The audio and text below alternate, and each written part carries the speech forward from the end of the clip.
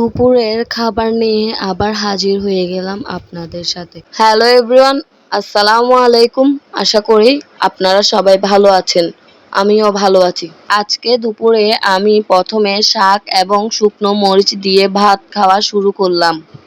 শুকনো মরিচটা আমি তেলের মধ্যে টেলে নিয়েছিলাম, আর শাকটা আমি ইচা শুটকি, মসুরের ডাল দিয়ে রান্না করেছিলাম।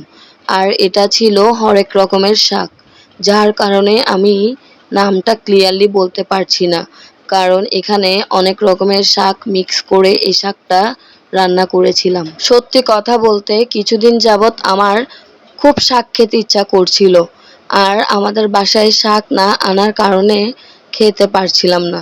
তবে আজকে যখন আনলো আমি কিন্তু অনেকগুলো শাক নিলাম, আর খুব ভালো করেই তৃপ্তি করে খেলাম।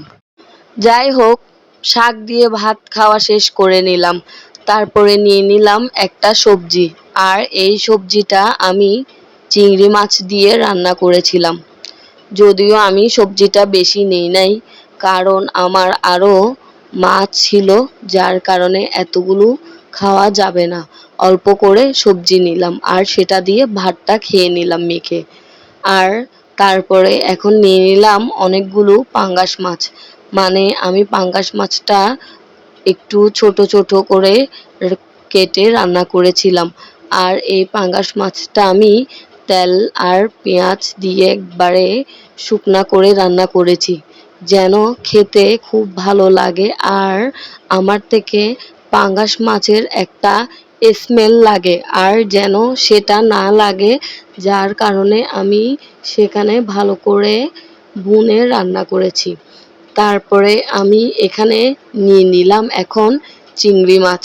এই চিংড়ি মাছটা আমি একটু ঝোল ঝোল করে পেঁয়াজ দিয়ে লাল লাল করে মরিচ দিয়ে রান্না করেছিলাম। আর এই ঝোলটা আপনারা দেখে বুঝতেই পারছেন কতটা লাল হয়েছে। তারপরে আমি চিংড়ি মাছটা খোসা ছেড়ে আস্তে আস্তে করে খাচ্ছিলাম। প্রথমে আমি খোসা ছাড়তে পারছিলাম না, আর দ্বিতীয়টা দেখেন খোসা একবারেই 1 মিনিটেই ছেড়ে ফেলেছি। তারপরে আর কি আমি মাছ দিয়ে ভাতটা কমপ্লিট করে ফেললাম। আমার ভিডিওটা কেমন লাগছে অবশ্যই একটা কমেন্ট করে জানাবেন।